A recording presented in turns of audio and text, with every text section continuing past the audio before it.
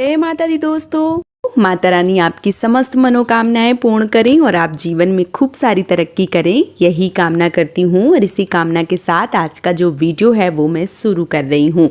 दोस्तों, आज के वीडियो में मैं बात करने वाली हूँ नवरात्रि के चतुर्थ दिन यानी माँ का चौथे स्वरूप में किस प्रकार से पूजन अर्चन करना चाहिए, प्रिय भोग, मंत्र, पुष्प और आरती, शुभ रंग क्या होने चाहिए। संपूर्ण जानकारी इस वीडियो में आप सबके साथ शेयर करूंगी। तो चलिए वीडियो को कर लेते हैं शुरू और जान लेते हैं नवरात्रि के चौथे दिन के बारे में समस्त महत्वपूर्ण जानकारी। नवरात्रि के चौथे दिन माँ कुष्मांडा की पूजा का विधान है। कुष्मांडा माता को प्रसन्न करने के लिए और उनका आशीर्वाद प्राप्त करने के लिए हमें किन किन चीज़ों की किस प्रकार से आवश्यकता पड़ती है और इसके साथ ही साथ माता की आराधना जो है वो किस प्रकार से करना चाहिए।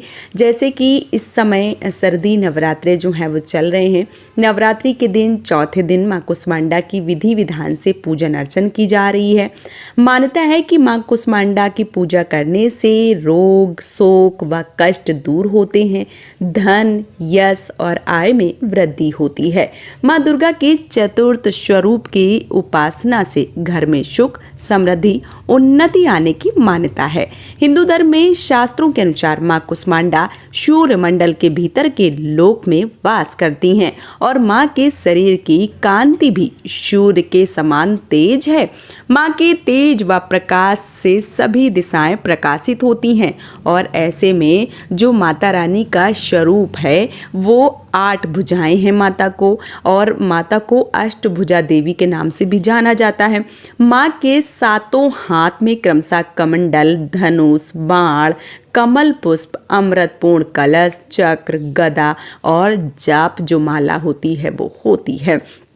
इसके साथ ही साथ माँ कुष्मांडा की जो सवारी होती है वो होती है शेर। और किस प्रकार से माता की पूजा करना चाहिए, तो सुबह जल्दी उठकर स्नान ध्यान करने के बाद में साफ स्वच्छ वस्त्र धारण करना चाहिए। इसके बाद माँ कुष्मांडा का ध्यान करते हुए माँ दुर्गा को धूप, गंध, अक्षत, लाल पुष्प, फल, श्रृंगार का सामान और मिठाई अर्पित करना चाहिए। माता रानी को भोग लगाना चाहिए। अंत में माता की आरती उतारना चाहिए और मंत्रों का जो जाप है वो ज़रूर करना चाहिए।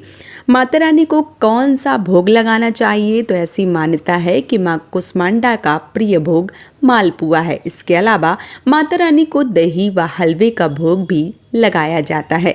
मान्यता है कि उनका प्रिय भोग लगाने से भक्तों को मन वांछित फल की प्राप्ति होती है और माता रानी आशीर्वाद प्राप्त करती हैं।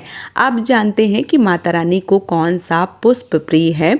तो हिंदू धर्म मान्यताओं के अनुसार माँ कुष्मांडा को लाल रंग के फूल अति प्रिय हैं, जैसे लाल कमल, लाल गुड़हल व गेंदे के फूल। कहते हैं माँ कुष्मांडा को लाल रंग के पुष्प अर्पित करने से माता रानी का आशीर्वाद प्राप्त होता है और जो भी आपकी मनोकामनाएं हैं वो पूरी हो जाती हैं। इसके साथ ही साथ शुभ रंग जो है वो नवरात्रि के चौथे दिन किस रंग के वस्त्र हमें धारण करने चाहिए, तो नवरात्रि के चौथे दिन हरा रंग सबसे ज़्यादा श्रेष्ठ होता है। मान्यता है कि इस दिन माँ कुष्मांडा को हरे रंग जो है वो पहनाने चाहिए। स्वयं भी हरे रंग का सूट, साड़ी पहनना चाहिए। इससे माता रानी प्रसन्न होती हैं। अब बात करूं माता रानी के मूल मंत्र की। कुष्मांडा माता का कौन सा मंत्र है, तो माँ कुष्मांडा का जो मंत्र है वो है ओम देवी कुष्मांडाय नमः और जो बीज मंत्र है वो है ऐं ह्रीं क्लीं चामुंडाय नमः। इस प्रकार का जो मंत्र है वो आपको ज़रूर जाप करना चाहिए। माँ कुष्मांडा की जो स्तुति मंत्र है वो है या देवी सर्वभूतेषु माँ कुष्मांडा रूपेण संस्थिता नमस्तस्यै नमस्तस्यै नमस्तस्यै नमो नमः। इस प्रकार से माता का जो मंत्र है वो बोला जाता है। और माता रानी की जो आरती है वो मैं थोड़ी सी आप सबको बता दे रही हूँ, बाकी आप लोग सब जो माता की आरती है वो फ़ोन में लगाकर भी सुन सकते हैं और कोई भी ऐसी जो एक पेपर होता है उस पर लिख के भी चिपका सकते हैं, याद कर सकते हैं और माता रानी को सुना सकते हैं।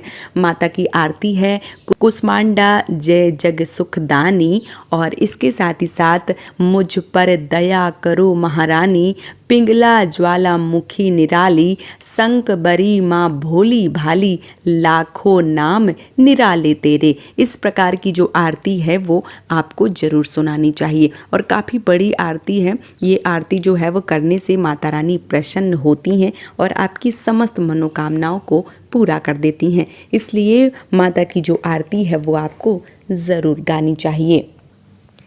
इसके साथ ही साथ देवी भागवत पुराण में ऐसा कहा गया है कि जो देवी कुष्मांडा हैं उनको अष्टभुजाओं वाली माता कहा गया है और उनके 8 हाथों में सारी चीज़ें जैसे कमंडल, धनुष, बाण, कमल का फूल, चक्र, गदा और जप माला जो है वो माता की होती है। और इसके साथ ही साथ उनका यह स्वरूप जो है वो शांति का, समृद्धि का प्रतीक बताया गया है।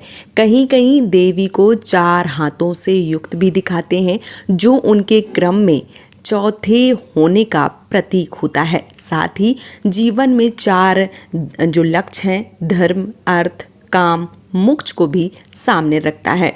जब सृष्टि का अस्तित्व नहीं था तब इन्हीं देवताओं ने, इन्हीं देवी ने ब्रह्मांड की रचना की थी।